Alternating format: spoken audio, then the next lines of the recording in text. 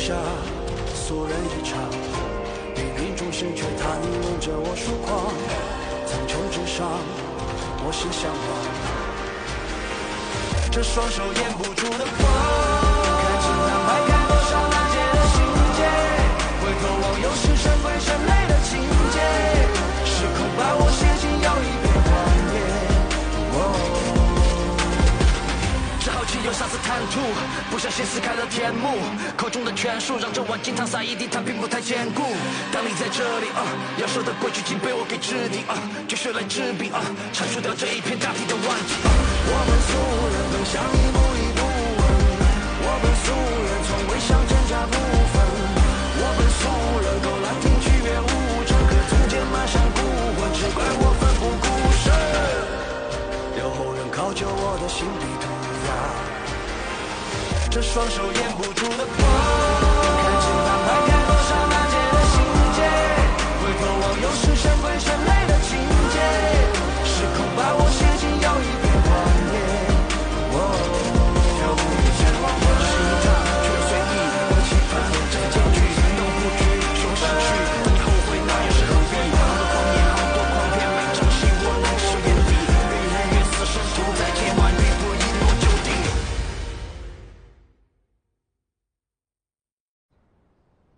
Kaya nais ng lalaking nakaitim yung kayamanan sa katawan ko, ganun ba?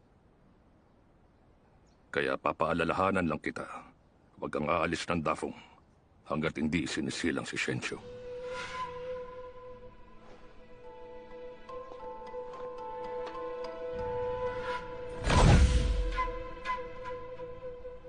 Sinasabi ko sa'yo, si punong tagapayong lang, tila madali lang naman siya kausapin. Paniwala ka sa akin. Talaga? Oo nga. Uy, ano bang ginagawa mo dyan?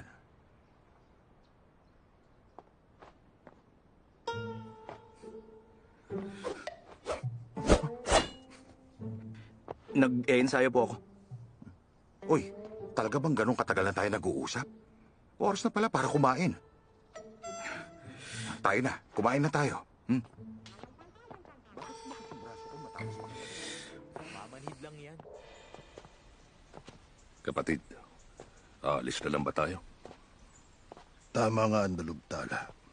Ang pananatili sa tabi niya, ang pinakamabuti para kay Shenchu.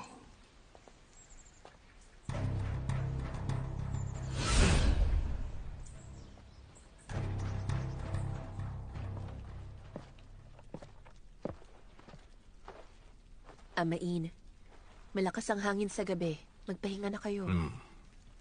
Anong oras na rin? Kailangan mo nang magpahinga.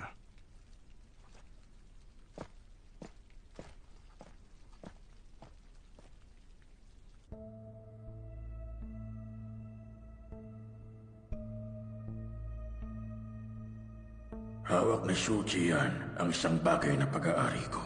Inyo na si Shenchu. Ang kailangan ko lang, si Shu Jian. Matagal niya na akong pinupuntirya, pero kailan pa? Isa lang naman akong hamak na gabay ng gabi. Kung gusto niya akong kunin, marami na siya naging pagkakataon.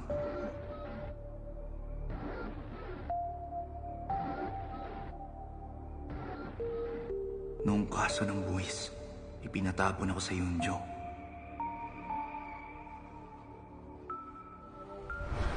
Kung nais mong lumagda bago ang parusa, o mauna ang parusa bago ka lumagda. Posible kaya mula pa to sa kaso ng buwis hanggang sa kaso ni Julie? Plano kaya to upang idiin ako at palihim akong ipadala sa Yunjo?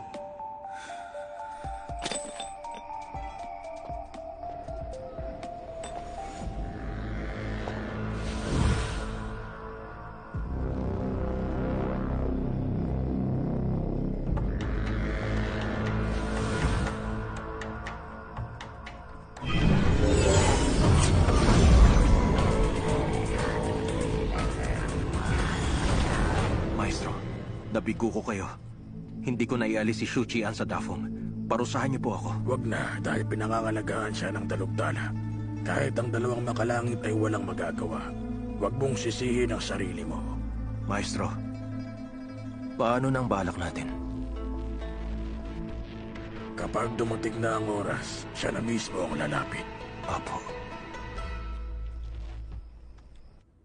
Pero napunta na ako sa Yunjo. Naipalik ko pa nga ang salaping buwis. Hindi naman ako ginawa na nakaitim. Sa halip, inilagay niya si Shenshu sa loob ko. Ano pa talagang layunin niya? Mataas ang antas ng kanyang kasalayan. Ang natitiyak ko lamang, mula siya sa pangkat ng tambal. Sinabi niya sa amin ang tungkol kay Shenshu upang pilitin kaming labanan ng Dalugtala at dalhin ka palayo sa Dafong. Ang Dalugtala. Kinatatakutan siya nung nakaitim. Ang tanging paliwanag ay matapos ang kaso ni Jolie na pagtanto niya na binabantayan ako ng Dalugtala. Kaya pala hindi niya ako makuha dahil pantay sarado ako. Kaya niya inilagay si Shenshu sa loob ko upang gamitin ng iba. Kung ganun pala, naiintindihan ko na. Gusto kong kunin ang lalaking nakaitim, ngunit palihim akong pinoprotektahan ng Dalugtala. Palihim silang kumikilos. Matagal na silang may balak. Hindi ko alam pero ilang beses na silang nagharap. At lahat ng ito ay umiikot sa kakaibang kayamanan sa loob ko na may kaugnayan sa lihim na kayamanan ng palasyo.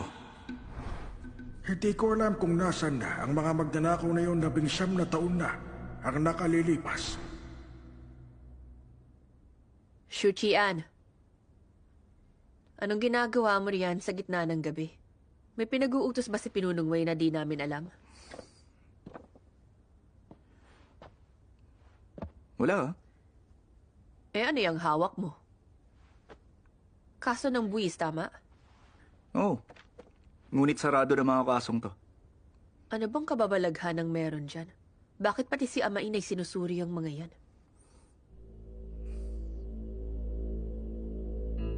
Si Pinunong Wei? Sinusuri niya rin ang mga ito? Hindi lang yun.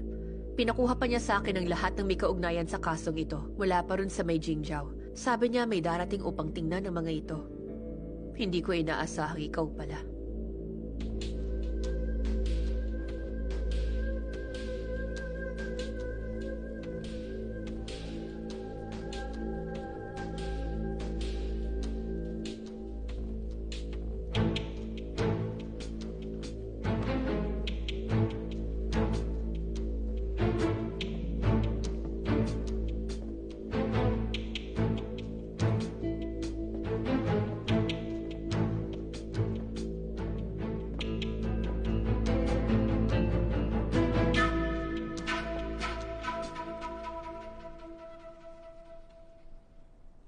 Lumabas ka na.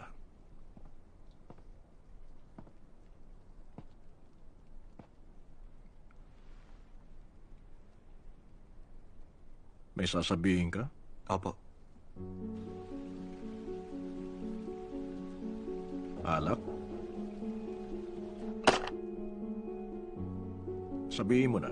Pinunong Wei. Sa aming bayan, hindi. Nung naging utusan ako sa probinsya ng Changli, may natutunan akong laro sa pag-inom mula sa kalye.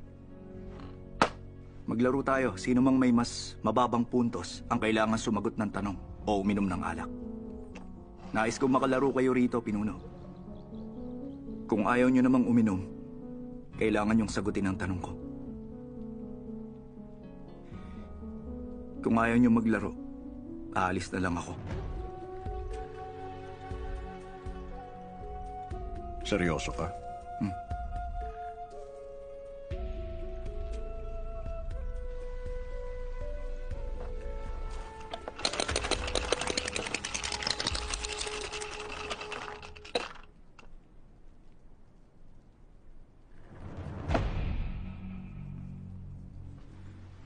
Magtatanong na po ako, Pinunong Wei.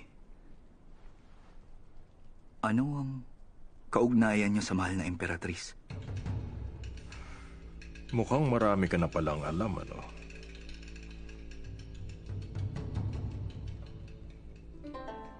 Maaari kong sabihin yan sa'yo balang araw. Ngunit sa ngayon, wala yang kinalaman sa inaalala mo.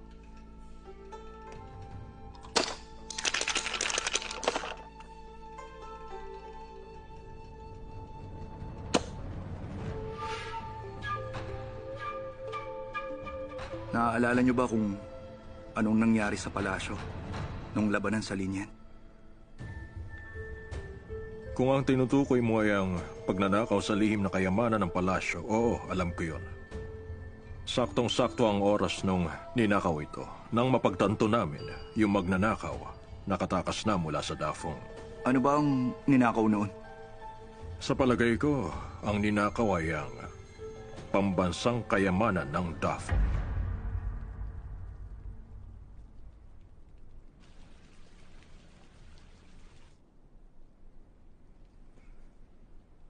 Nais mo pang ituloy? Opo.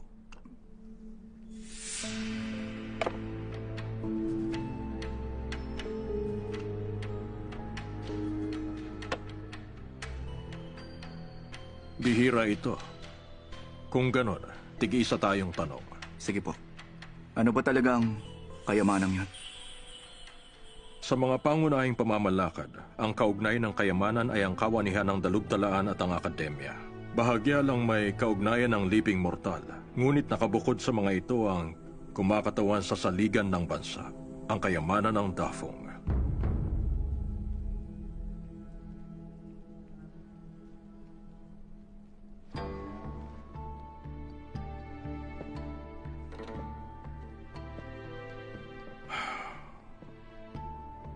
Sa tuwing mayroong digmaan, nayayanig ang kayamanan ng bansa. Ang tagumpay ay nagpapalakas dito, samantalang ang pagkatalo ay nagpapahina. Habang mas malaki ang digmaan, mas malakas ang pagyanig sa kayamanan. Sa labanan sa Linian, 17 taon ni Yuan Jing, marami ang nasangkot. Higit 1 milyong pulutong ang ipinadala sa labanan. Napakabihira ang ganitong kalawak na digmaan, at ang pagyanig ng kayamanan ng bansa ay talagang walang kapantay. Sinamantala ng magnanakaw ang nangyayaring kaguluhan noon at ninakaw ang kayamanan. 20 taon mula noon, palagi nang may kaguluhan sa Dafong, laging may digmaan at sakuna. Ilang ulit nang nagsugo ng tao upang magsiyasat. Ngunit ang pagkilos niya ay isang misteryo. Hindi pa rin siya nahahanap. Anong mangyayari kung mababawi yun? Magiging maayos na. Uunlad ang lahat. Maghahari ang Dafong. Walang makapapantay. At kung hindi ito mababawi? Palilibutan tayo ng kaaway. At ang Dafong ay babagsak.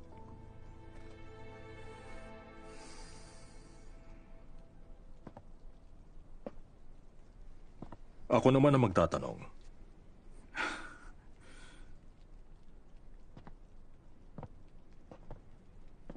Ang kayamanan ng Dafong ay nasa loob mo, hindi ba? At hindi lang yun. Ang nilalang na nakakulong sa sangbo ay nasa iyo rin, tama?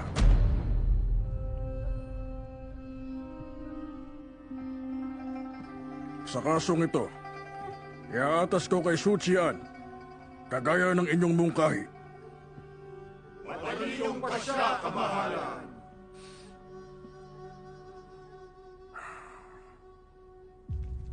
Ituloy natin. Hindi na kailangan maglaro ngayon. Pinunong Wei. Noong nasa Yunzhou ako, pumasok sa katawan ko ang isang demonyo. Galing siya sa kalangitan. Shenshu ang pangalan niya. Ngunit nawalan po siya ng alaala at walang alam sa mga nangyari. Sa ilang pera-perasong alaala ko lang nalaman na sinadya ng lalaking nakaitim na ilagay siya sa loob ko. Kaya nagsimula ka magsiyasat kung sino siya. Sa huli, lumapit ka sa akin upang magtanong sa labanan sa Linian.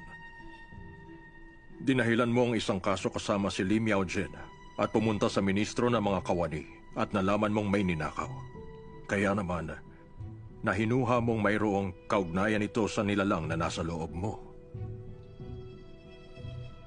Bukod pa riyan, ang mga sinabi ng mga banal sa kalangitan ay nagbigay sa iyo ng takot na baka balikan ka nung nakaitim, kaya dali-dali kang pumunta sa silid upang balikan ang lahat. Sinaliksik muli ang kaso ng buwis at kaso ni Zhao Li. At sa pagsisiyasat, napagtanto mong parang alam ko na ang lahat ng nangyayari. Kaya anong magagawa mo? Hindi ka makapagtago, hindi makatakas. Kaya naglakas loob kang harapin ako. Nagkunwaring nakipaglaro sa akin upang suriin ang tunay kong mga layunin. Shu Qian, napakahusay mo talaga. Pinunong Wei, alam niyo na po pala talaga ang lahat. Isa ka sa pinahahalagahan ko. Masusi kong sinusuri ang bawat tao na pinipili kong alagaan. Ang kahanga-hanga mong bilis sa paglilinang, ang pagkiling sa iyo ng dalubtala, ang kaamuhan ng espiritong dragon sa iyo, ang paglitaw ng espada ng banal na siya sa labanan, ang paulit-ulit mong pagkapanalo sa laro kanina, lahat ng pangyayaring yun, kasama na ng ilang mga lihim na nakahiyag na sa akin. Ang siya nagpadali para sa akin upang mapagtagni-tagni ang lahat.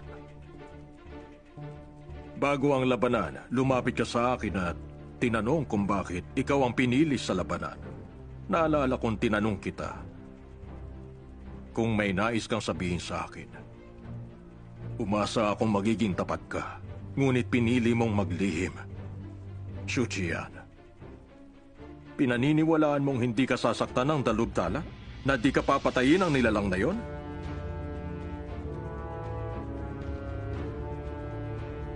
Pinagkakatiwalaan mo ang lahat. Ngunit ang tanging hindi mo pinagkakatiwalaan ay ako.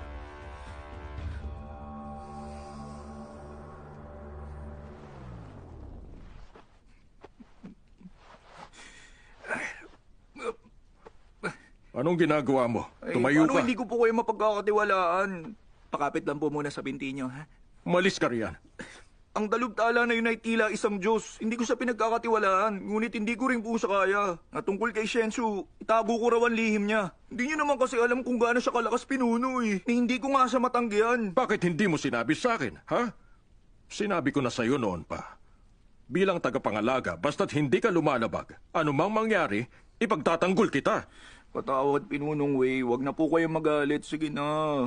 Huminahon lang kayo. Masama po sa kalusugan yung magalit. Pinunong Wei. Pinunong Wei. Pinunong Wei. Pinunong Wei. Pinunong Wei.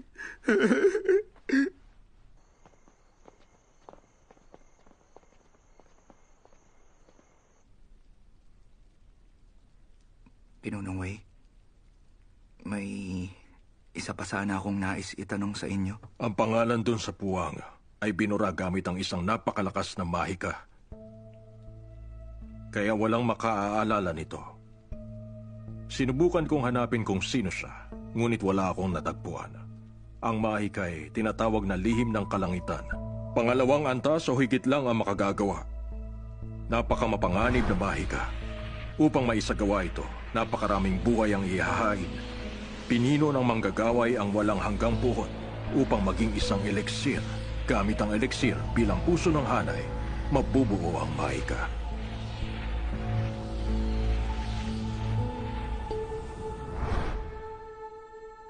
Pangalawang antas na manggagaway. Ang kawan ni Han.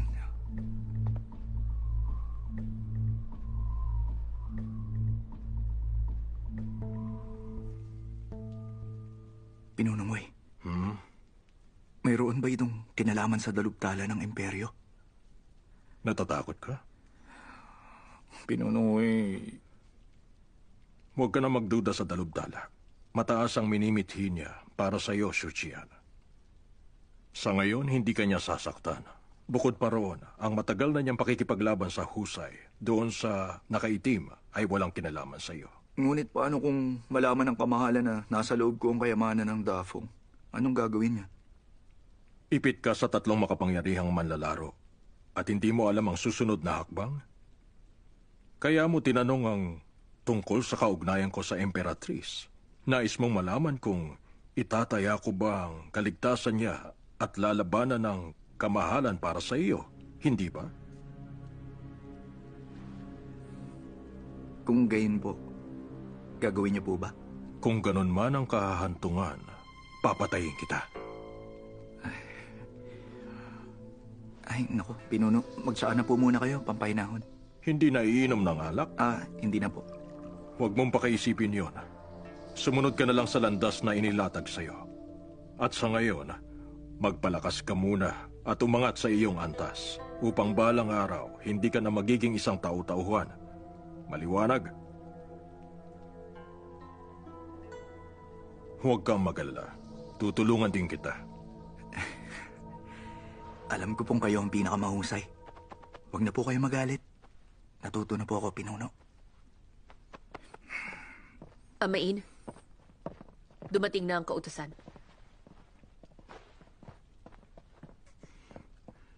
Pagbati, Pinunong Wei. Pagbati, Eunuko. Oh, Pinunong Shu, narito rin kayo? Sabayin niyo na lang pakinggan ang kautusan.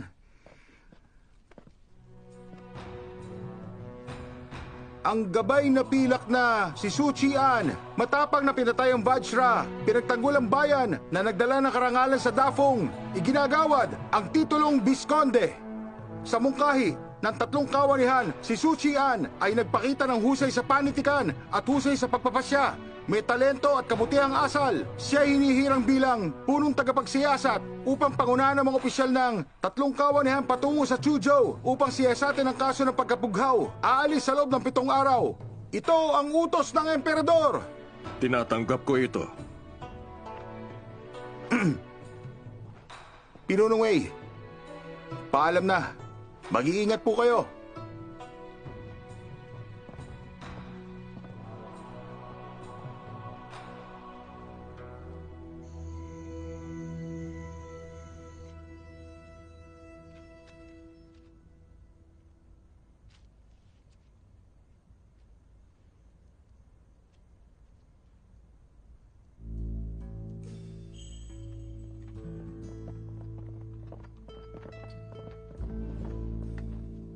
Iniutos po ng emperador na kayo'y sumama sa pangkat na magsisiyasat sa Chuzhou. Mangyari pong maghanda na kayo kaagad.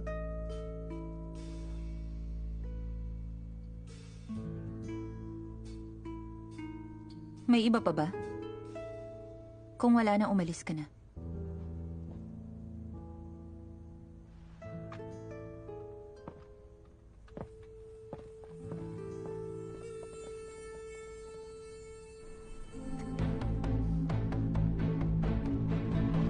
Dumating na ang sandali.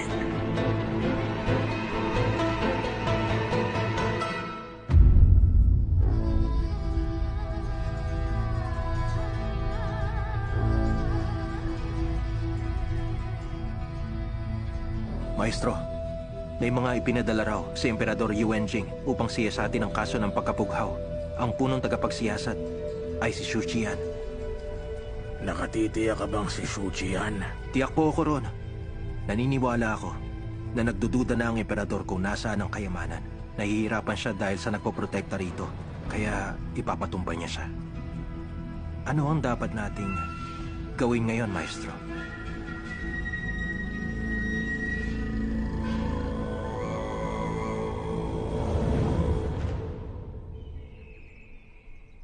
Ang ilog ay dumadaloy pasilangan. Nililimot ang mga bayani ng lipas na panahon.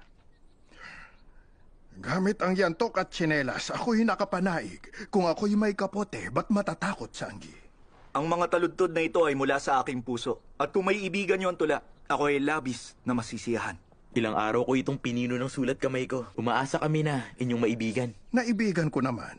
Ngunit ang totoo ay, ginamit mo na ito ilang buwan na ang nakalipas. Doon sa pag-aaral. Ha? At huwag mong kalilimutan. Ipinagpalit mo ang isang taludtod para sa aking aklat. Hindi mo na maalala? Ay, talaga naman. Kamakailan lang wala ako sa wisyo. Hindi maganda ang pakiramdam ko. Natuyo ang pagkamalikhain. Ngunit wag po kayo mag-alala. Pagkatapos ko malutas ang kaso sa Chuzhou, pagbalik ko po rito, tututukan ko po ang paggawa ng mga bagong tula upang ialay sa inyo. Ano pang hinihintay mo? Umalis ka na. Oo nga. Di ka na namin maihahatid. Kami magsasanay pa. Humayo ka na. Sandali lang. Gurong Lee, Gurong Jiang, nagamit ko na po halos lahat ng mga aklat ng mahigang ibinigay niyo sa akin. Kaya naman... Ay, tila nawawala na ako ng gana. Kaya naman... Hindi maganda ang pakiramdam ko.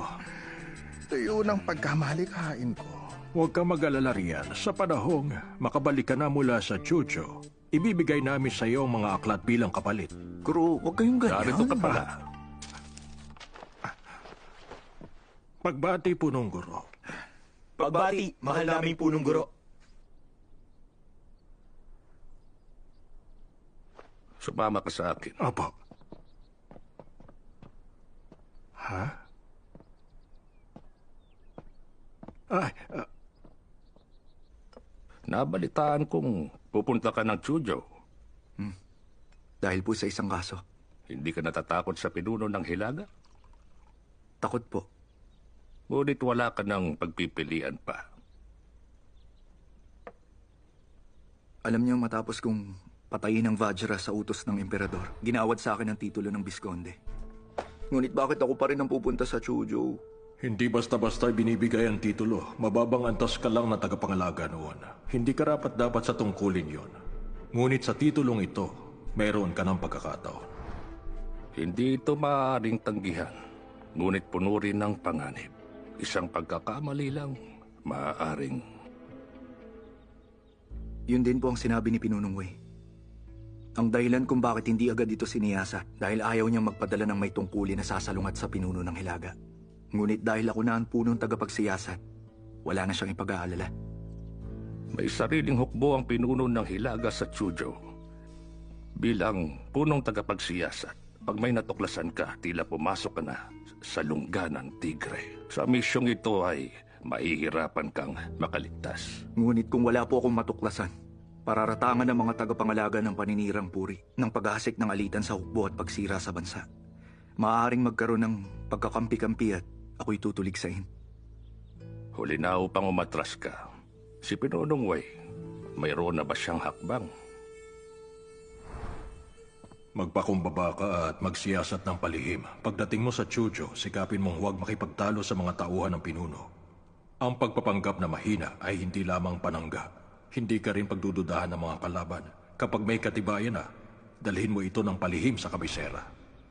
Talaga nga namang pinaghanda ni Pinunong Wei ang lahat para sa iyo na walang kahirap-hirap. Nakatitiyak ako na narito ka dahil sa pag-uutos niya. Sinabi ni Pinunong Wei na mayroon kayong bagay na labis kong kinakailangan. At ano naman yun? Hindi niya po sinabi. Ngunit sabi niya, tutulungan niya raw po ako.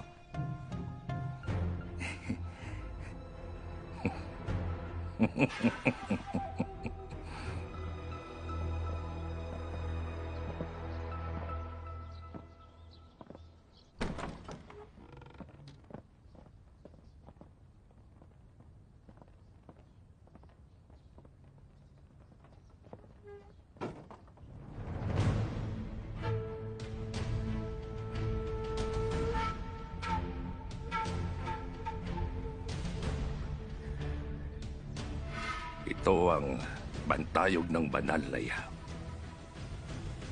Sa katarungan at katapatan, suklian ang biyaya ng kaitaasan. Mag-iwan ng pamana sa darating na salinlahi. Chang Wei. 200 taon na ang nakalipas. Umalis si Cheng Wei sa paaralan para sa Akademya ng Imperyo. Tinanggap niya ang mga pantas mula sa labas ng paaralan ng Yunlo at inukit ang mga salitang ito rito. Nakahihiya ngunit wala pang nakauunawang lubos sa kahulugan ito.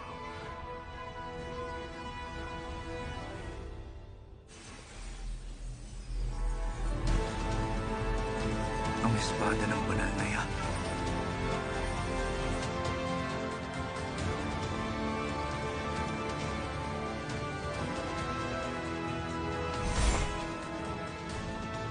Kung ligtas kang makabalik mula sa Chuzhou, ikaw sana ang siyang magbalik sa akin ng aklat. Opo. Salamat, Punong Guro.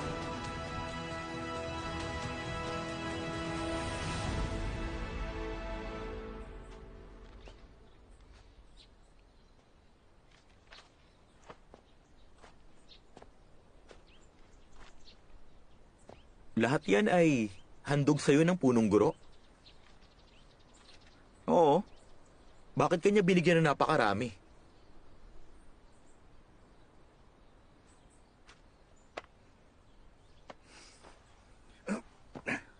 Sige na, huwag ka na mainggit. Tulungan mo ko rito. Alam mo ba yan, ha? Anong kakaiba riyan? Nawawalang tala ng dawang? Mhm. Hindi ko alam. Wala pa akong pagkakataon na makapasok sa bulwagan ng Ya upang magbasa.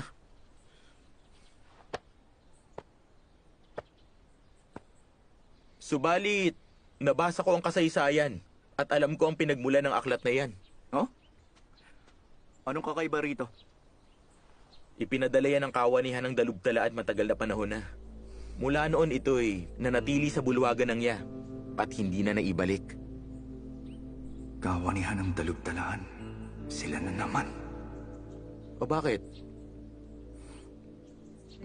Wala lang. Hindi ko lang mawari. Bakit binigyan ka niya ng napakaraming aklat? Talaga bang babasahin mo lahat yan? Hindi ka nagugutom? Huwag kang makulit dyan. Si Jo. Uwi na tayo. Paano to basahin? Malay ko dyan. O hindi ba pantas ka? Hindi ko nga alam.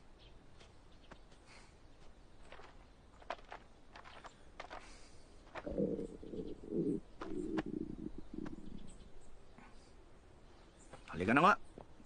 Kumain na tayo.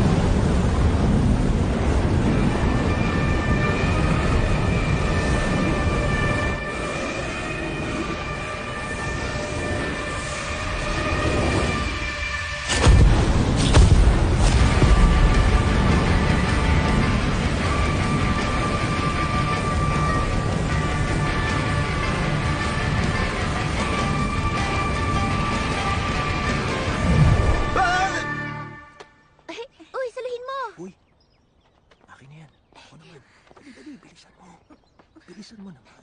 Halika. Bilis. Sige, sipain mo. Dali, bilis.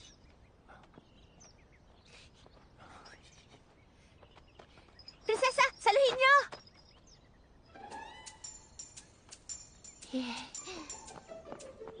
Prinsesa, ang ganda ng panahon ngayon, no? Sakto po ang araw para maglaro ng sipa. 7 araw na natin tong ginagawa. Tama po kayo.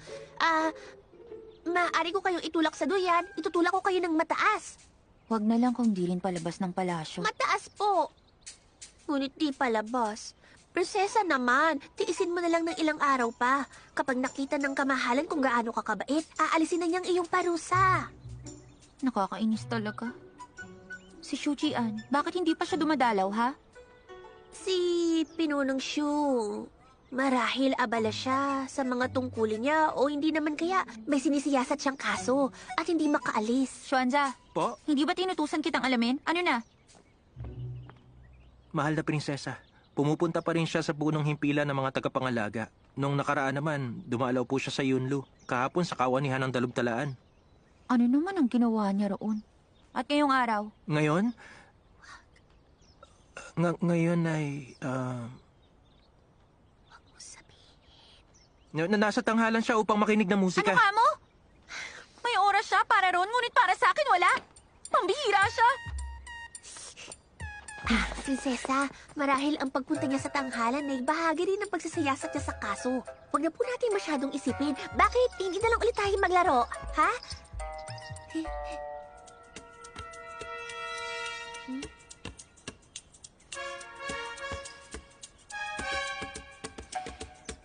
Xiaogang, Po?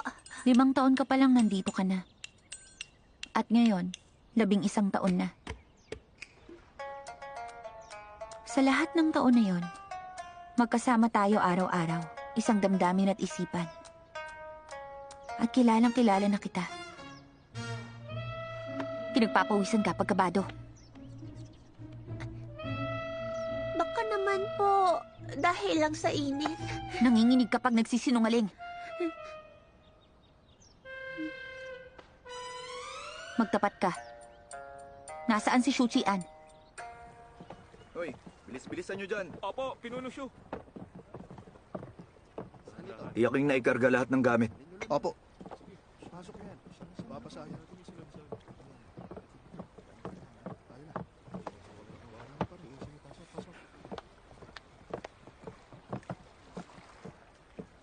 Tandaan mo ang bilin ko, ha. Pagdating sa Chuzhou, kailangan sundin ang napag-usapan. Ikaw ang magiting na Maya. Hindi ka na dapat mahirapan pa riyan. Naiintindihan ko na yan. Kusang loob akong sumama rito. Bakit tila pinapadala mo ko sa isang misyon? Kung maayos ang kalalabasan, magiging malaking tulong sa akin yun. Utang na loob ko yun. Paano kita mahahanap sa Chuzhou? Binigay ito sa akin ng kapatid ko.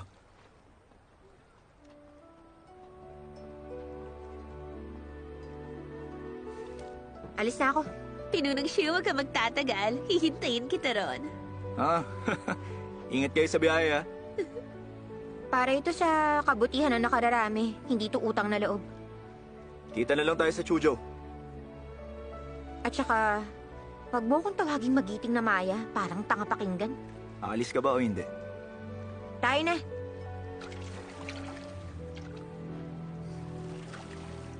Huwag ka masyadong uminom, ha. Huwag kang papalpak. Tila ka inahin kong tumalak.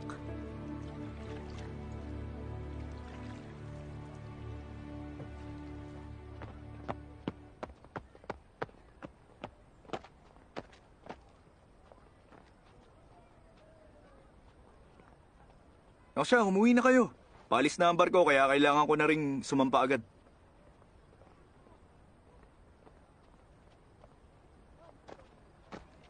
Tiya, hindi ko na po dadalhin ito. Sumasakit ang tiyan ko eh. Hindi ko rin makakain yan. Tiyo naman, may espada na ako. At napakarami namin dalang sandata. Itabi nyo na lang, baka masugatan kayo. Oh, lingi. Ano to? Anting-anting? O siya, dadaling ko to. Nga pala, bibilang kita ng mga pasalubong doon gaya ng minatamis. Shudoding, alis na ako, mangungulila ka sa akin. Kuya Ningyan, kailan ka naman babalik? Kapag naisaulo mo na ang patnubay ng mga alagad. Hindi na babalik si Kuya Ningyan! Huwag ka na magsalita ng ganyan. Bawiin mo yon. Ningyan, mag-iingat ka palagi. Huwag sana mangyari muli ang nangyari noon. Yang tiya mo nga, hindi siya nakakain o nakainom man lang sa kaiyak buong araw. Kamunti ka nang himatayin yan. Aray! Sino muntik himatayin? Ano ka? Walang ganon, ha? Mahaba ang lalakbayin, kaya mag-ingat ka. Apo. Sumulat ka ng liham upang malaman naming ligtas ka. Huwag kayong mag-alala.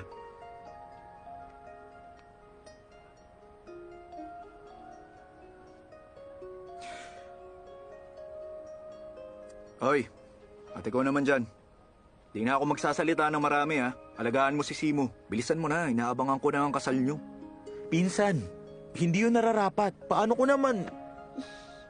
Maraming salamat, Kuya Ningyan. Naway maging maayos ang paglalakbay mo at magtagumpay ka. Hihintayin ka namin. Narinig mo ba yon, ha? Mas mainahon pa ang sagot ng babae kaysa sa'yo. Tama siya. Huwag niyo na akong asarin. Hindi pa rin nakakalabas si Prinsesa Linan. Ikaw ba, nakapagpaalam ka na sa kanya?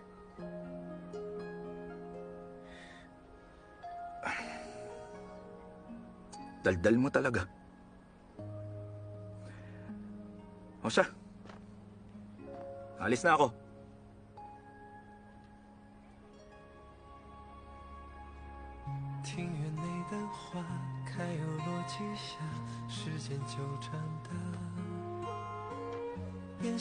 Paalam!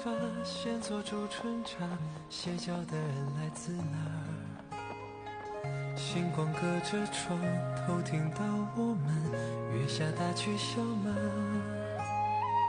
晨昏朝夕间絮叨的时光，融化到嘴里变成诗啊。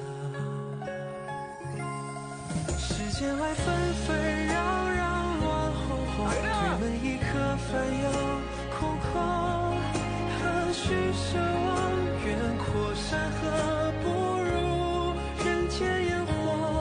世人都奇奇怪怪闹哄哄，幸好还有温暖可停留。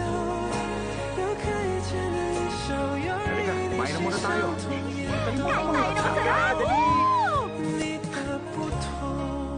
Walang kwenta talaga, Dafong.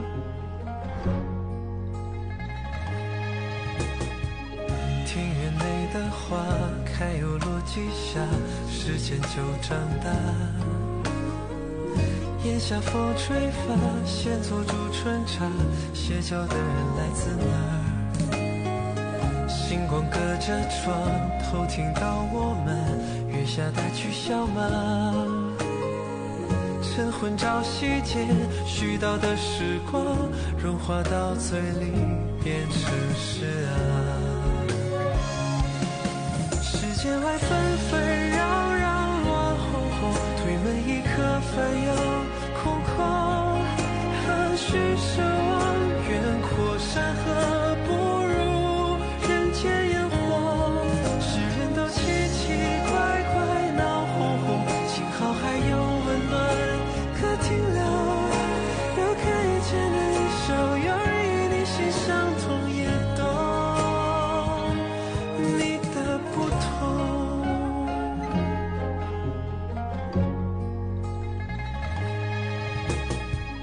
庭院内的花开又落几下，时间就长大。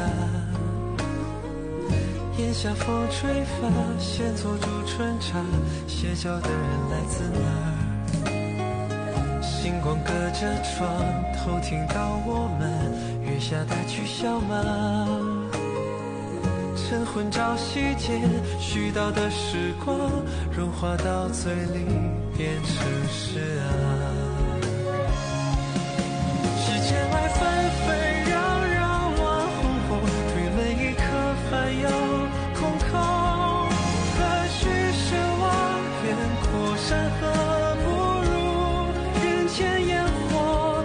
世人都奇奇怪怪闹哄哄，幸好还有温暖可停留，又可以见得一首有人始终与你心相通。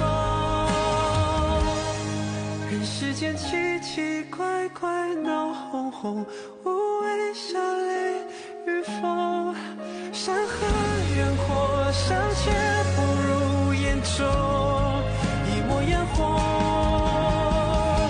世间外纷纷扰扰，乱哄哄，推门一刻烦忧空空，何须奢望远阔山河不如人间烟火。